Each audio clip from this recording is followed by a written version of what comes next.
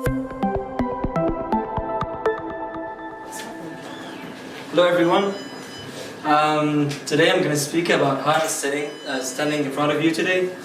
At first I was struggling finding my real identity. I'm going to speak about it in deep details now. So get ready. So I have my favorite verse from a song called As a Rush Comes. It's called Traveling Somewhere, Could Be Anywhere. So this is definitely my life currently. So I was born in Saudi Arabia and lived there for 3 years.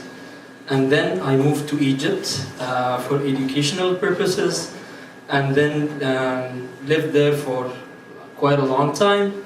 And then by the age of 10, just my mom came to me telling me that, do you know where are you from? Where is your real identity from?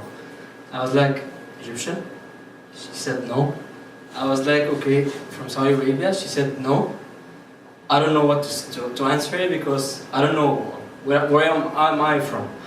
So she told me you're from Palestine, a city called Palestine, country, and it's currently occupied, so you cannot go back to your country, so I don't know anything about it. So back in time there was no internet, you don't know anything about your country or anything, so yeah, I lived with it, and I lived in Egypt for education. By the age of 16, my father told me that you have to go back to Saudi Arabia for some residency things. So I had 2 residencies, temporary, in Egypt and Saudi Arabia, because of my country, unfortunately. So I was going back and forth. I cannot leave each country for more than 6 months. So I have always to go back, to not lose the residency. So by the age of 18, I went to university.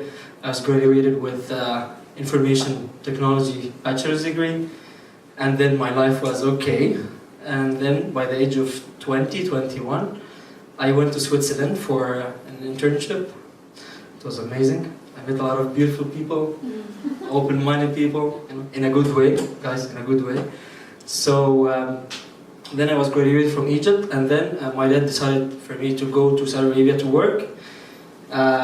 So I went over there. This was my second move in my life.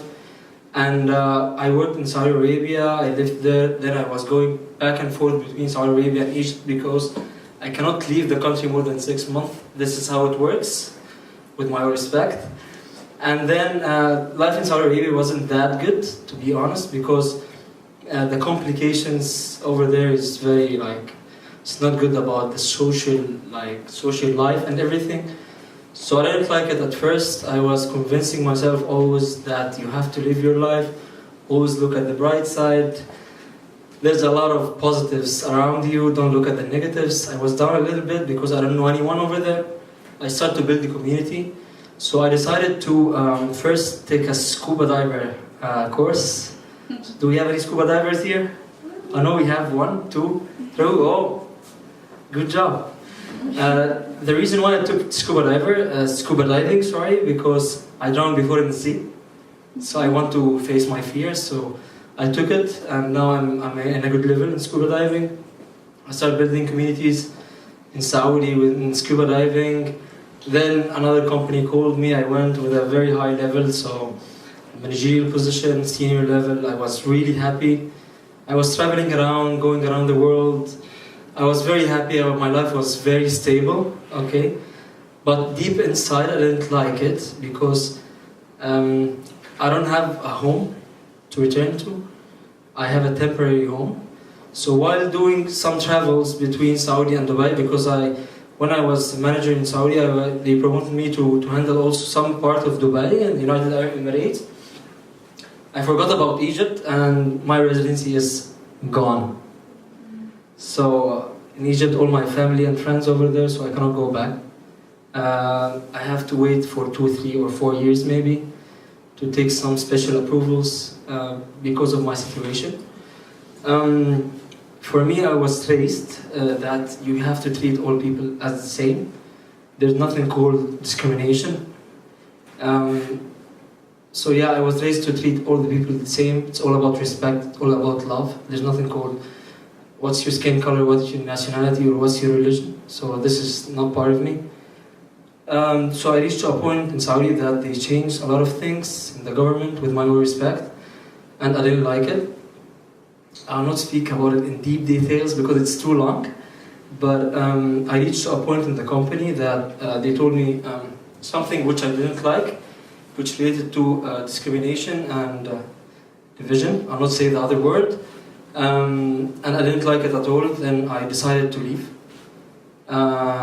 So I decided to leave the country. I don't know where to go. I applied to come to Canada before, and then I got the approval. Then I took the first plane, and I said I have to go to any place, just because I cannot return back to Egypt or anything. So I went to Canada. I landed in Toronto. I stayed for 2 days, and now I'm in Halifax. Life was, for me, it's not that good because I don't know anyone. It was very cold. I came from 50 Celsius degree to negative 50 maybe. So yeah, it wasn't easy for me. I faced a lot of things. I'll not say depression or down, but I used to stand, like I was doing a lot of paperwork and there was a snowstorm, I remember that.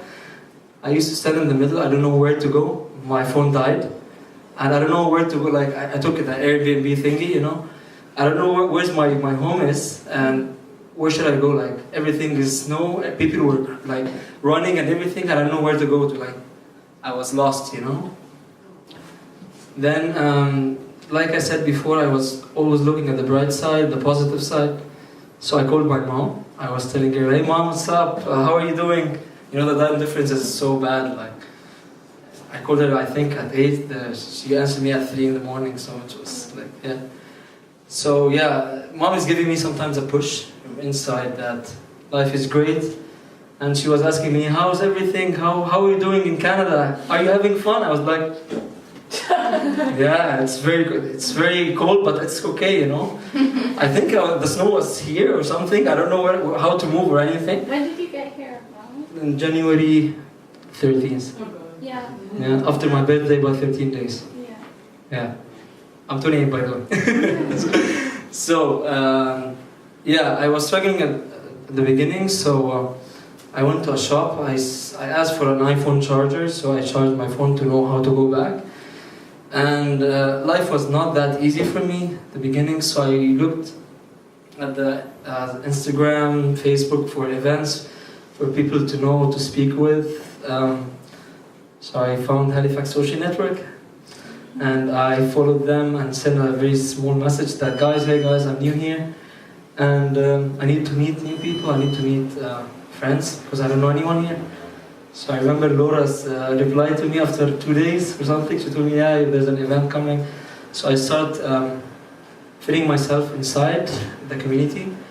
But for me, it wasn't easy to leave your family and friends around, behind, and to come here to start over. I had everything.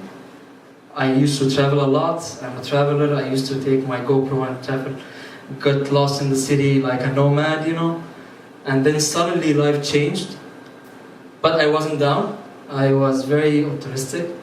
And I know for a fact that life is great, and don't ever lose hope, because you will always find the bright side. So yeah, I'm basically here. This is my third event to get to know people, to get to know your culture, and to get to know a lot of friends, because I'm starting over, guys. It's not easy, but yeah, thanks for Halifax Social Network. They're very friendly, and the people who I met so far, they are super, super lovely. So yeah, that's me, and that's my story, short story. So thanks everyone for listening.